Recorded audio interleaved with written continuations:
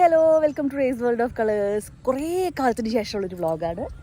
ഇന്ന് പതിവ് പോലെ ഫോട്ടോഷൂട്ടാണ്. പക്ഷെ പതിവ് തെറ്റിച്ചുകൊണ്ട് ഇന്നത്തെ ഫോട്ടോഗ്രാഫർ എൻ്റെ തന്നെ കുട്ടിയാണ്. അപ്പം ഞങ്ങൾ കുറേ ഫോട്ടോസും വീഡിയോസൊക്കെ എടുത്തു കഴിഞ്ഞു. എന്നിട്ടാണ് നമ്മളിപ്പോൾ എന്താ പറയുക വ്ളോഗ് എടുക്കാനുള്ള പരിപാടി തുടങ്ങിയത്. നടക്കാൻ വെയിൽ. അപ്പോൾ പെട്ടെന്നുള്ള ചടപടേ എന്നുള്ളൊരു ആരാ എൻ്റെ മുടി അഴിച്ചിട്ടേ ഹെയർ ഡ്രസ്സർ കൂടിയായ ധന്യക്ക് എൻ്റെ മുടി കെട്ടി വെച്ചത് ഇഷ്ടപ്പെട്ടിട്ടില്ല. പൂവൊക്കെ ഉണ്ട് കേട്ടോ.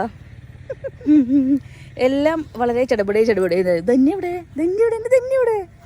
അപ്പോൾ ഞങ്ങളിങ്ങനെ ഒന്നുകിൽ ഞാൻ തിരക്കായിരിക്കും അല്ലെങ്കിൽ ധന്യ തിരക്കായിരിക്കും. അങ്ങനെ ഞങ്ങളുടെ തിരക്കുകളെല്ലാം മാറ്റിവെച്ച് ഇന്ന് ഞങ്ങൾ മാറ്റിവെച്ചല്ല കഴിഞ്ഞ് ഞങ്ങളിങ്ങനെ വന്ന് ഞങ്ങളുടെ സ്ഥിരം ഒരു പാടമുണ്ട് ഇവിടെ. ഞങ്ങളുടെ വീടിൻ്റെ അടുത്തുള്ള പാടമാണ്.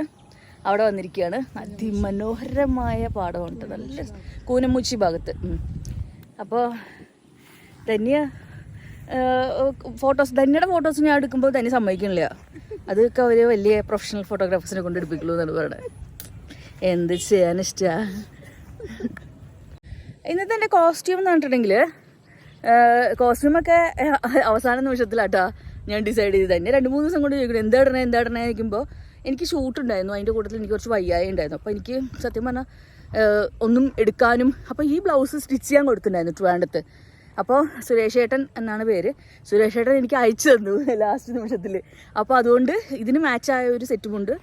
ഇത് ബ്ലൗസ് ശരിക്കും പറഞ്ഞിട്ടുണ്ടെങ്കിൽ തുണി ലൈറ്റ് റോസാണ്. ഇതിൻ്റെ ലൈനിങ് ഡാർക്ക് പിങ്ക്. സാറ്റിനിട്ടപ്പോൾ അതിങ്ങനെയായി നല്ല ഭംഗിയുണ്ട് കാണാൻ. അപ്പോൾ അത് അങ്ങനെ ചെയ്തു. ഒരു വരപ്പാ. പിന്നെ ഇത് എൻ്റെ അടുത്ത് ഉണ്ടായിരുന്നൊരു സെറ്റുമുണ്ട് കേട്ടോ. അപ്പം എല്ലാവരും കസവൊക്കെ അല്ലേ. അപ്പോൾ ഞാൻ വിചാരിച്ചു നമുക്ക് കസവ് മാറ്റി പിടിക്കാമെന്ന് വിചാരിച്ചു. പിന്നെ കമ്മൽ ഇങ്ങനെ ഈ താമരയുടെ ഒരു കമ്മലായിരുന്നു, അതിൻ്റെ സെറ്റും ഉണ്ടായിരുന്നു. അപ്പോഴാണ് തന്നെ എനിക്ക് വരുമ്പോൾ ഈ ഒരു നെക്ലേസ് കൊണ്ടുതന്നത്. അപ്പോൾ ഞാൻ ചെയ്തിടാന്ന് ഭംഗിയില്ലേ.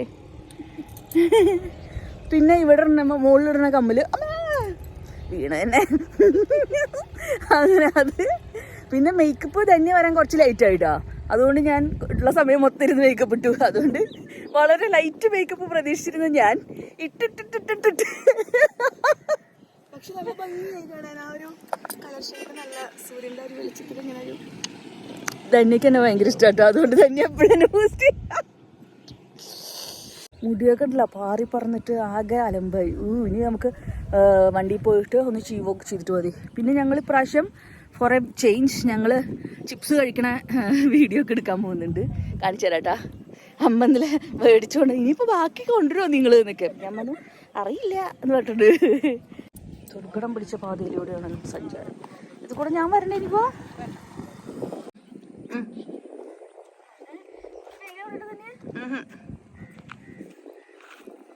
നോക്കിയിട്ട് നടക്കൂ.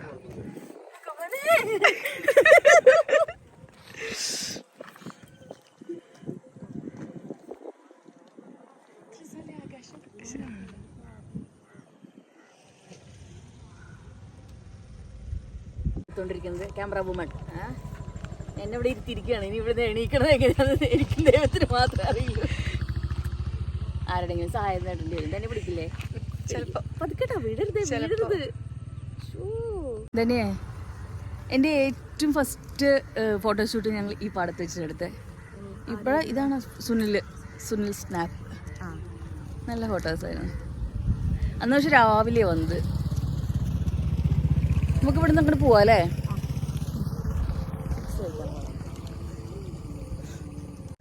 ഇതാണ് എൻ്റെ വള. തന്നെ വേറൊരു ലൊക്കേഷൻ നോക്കാൻ പോയിരിക്കുക കേട്ടോ. എൻ്റെ ഇടയ്ക്ക് ഞാൻ വള ഷൂട്ട് ചെയ്യാൻ വെച്ചു. എന്തോ നോക്കാൻ പോയിട്ട് വരാട്ടാ.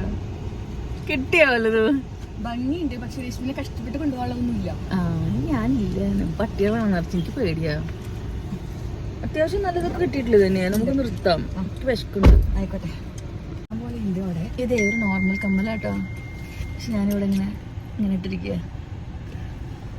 വേറൊന്നും കിട്ടിയില്ല. പക്ഷെ നല്ല ഭംഗിയുടെ കാണാൻ. നല്ല രസമായിട്ട് നിൽക്കുന്നുണ്ട്. അല്ലേ ഞാൻ വെച്ചു കമ്മലിടണ്ടേന്ന് വെച്ചു. ഇട്ടേക്കാന്ന് വെച്ചു. കമ്മലിടണോട്ടെ. ഇന്നലാണ് എൻ്റെ ഭംഗി. അല്ലെങ്കിൽ ഇവിടേക്കൊന്നും ഇല്ലാണ്ട് അത്ര ഭംഗി എടുത്തറിയില്ല. നന്നായിട്ടുണ്ട്.